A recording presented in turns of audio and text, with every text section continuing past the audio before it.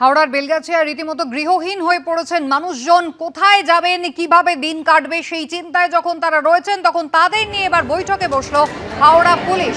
ক্ষতিগ্রস্ত বাসিন্দাদের পুনর্বাসন নিয়ে হয়েছে আলোচনা। কথা বলবো, সুনীত হালদার রয়েছেন আমাদের সঙ্গে টেলিফোন লাইনে। সুনীত, কোনো সমাধান সূত্র কি বেরোলো? দেখো কুসুমিতা, এই মুহূর্তে কিন্তু যে লিলুয়া আছে, লিলুয়ার বিরোধের কলাবাগানে পুবালি ক্লাব পরিচিত স্থানীয় ক্লাব, সেখানে বৈঠক চলছে। বৈঠকে উপস্থিত আছেন হাওড়া জেলা প্রশাসনের পদস্থ কর্তারা এবং পুলিশের কর্তারা, তারাও আছেন। এবং এই মুহূর্তে 100 বেশি যারা স্থানীয় বাসিন্দা, যারা গত বুধবারের ভাগাড়ে ধসের কারণে গৃহহীন হয়ে পড়েছে, তারাও কিন্তু এই বৈঠকে অংশগ্রহণ করছেন এবং তারা নিজেদের বাড়ির যা কাগজপত্র সেগুলোও নিয়ে এসেছে প্রশাসনকে দেখাবার জন্য। এবং একই সঙ্গে যেটা জানা যাচ্ছে যে তাদের খোলামেলা একটা আলোচনা হচ্ছে।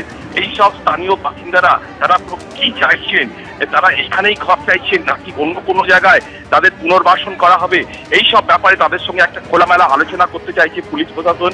এবং সেই কারণেই আজকের এই বৈঠক। দুপুর 12:30 নাগাদ বৈঠক শুরু হয়েছে, এই এখনো কিন্তু বৈঠক চলছে। আর যেটা জানা যাচ্ছে যে আরো কিছুক্ষণ এই বৈঠক চলবে, তারপরে কিন্তু সিদ্ধান্ত নেওয়া হবে এবং তারপরে সেটা জানিয়ে দেওয়া হবে।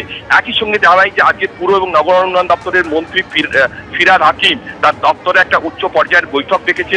সেখানে বালি পুরসভা, হাওড়া পুরসভার যারা ইঞ্জিনিয়ার আছে, পদস্থ ইঞ্জিনিয়ার, তারাও অংশগ্রহণ করবে। এর পাশাপাশি কেএমডি এর ইঞ্জিনিয়াররা থাকবে এবং হাওড়া পুরসভা প্রশাসক মন্ত্রীর চেয়ারম্যান সুজয় চক্রবর্তীও থাকবে।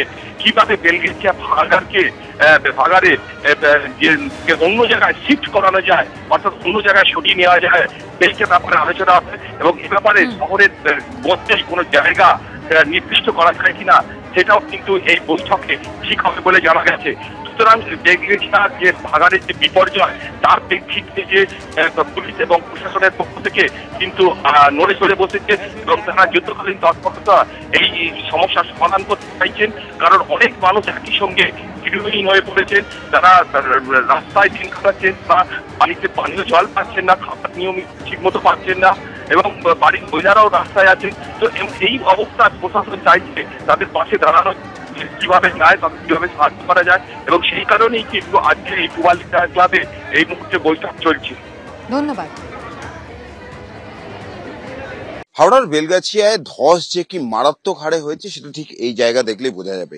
আমি যেখানে দাঁড়িয়ে আছি এটা কিন্তু রাস্তা ছিল, সিমেন্টের রাস্তা, ঠিক যেমন আমার উল্টো দিকে যে গলিটা রয়েছে ঠিক সেরকমই। কিন্তু বুধবার রাতের থেকে যে ধস শুরু হয়েছে, সেই ধসের জেরে একদিক যেমন ভেঙে গিয়েছে রাস্তার, এবং রাস্তার অন্য দিক বেশ কয়েক ফুট উঁচুতে উঠে গিয়েছে। কার্যত পাহাড়ের যেরকম রাস্তা দেখা যায় সেই রকম পরিস্থিতি তৈরি হয়েছে এই জায়গায়। স্থানীয় একজন বাসিন্দা রয়েছে। এই এতটা উঁচু কি ধস নেমে হলো? হ্যাঁ, ধস নেমেই হলো। এটা কিরকম ছিল? এটা একদম যেখানে আমরা দাঁড়িয়েছিলাম ওরকমই প্লেন রাস্তা ছিল। এটা এতটাই 20 ফুট 25 ফুট উপর তুলে দিয়েছে। এই যে দেখুন, ঘর ভেঙে গেছে। এই বাড়ির সামনে দিয়ে রাস্তা ছিল, বাড়িটা ভেঙে গেছে, মানে পুরো বাড়ির ক্ষতি হয়েছে। আমি একটু অভিজিৎকে দেখাতে বলবো যে জায়গায় আমি দাঁড়িয়ে রয়েছি এই মুহূর্তে।